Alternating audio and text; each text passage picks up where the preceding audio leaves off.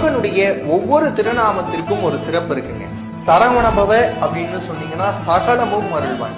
சண்முகா அப்படின்னு சொன்னா சடுதியில் வருவான் முருகப்பெருமான். தேயோன் என்று சொன்னால் சந்தோஷம் தருவான். முருகா அப்படின்னு சொன்னா முன்வினை அளிப்பான். குமரா என்றால் குறைகளை தீர்ப்பான். கந்தா அப்படின்னு மனமுருகி வழிபட்டீங்கன்னா உங்களுடைய கவலைகள் அனைத்தையும் துடைப்பான். முருகா அப்படின்னு மனதாரே வழிபட்டால் போதும், முருகப்பெருமான் என்றென்றும் அருள்வான்.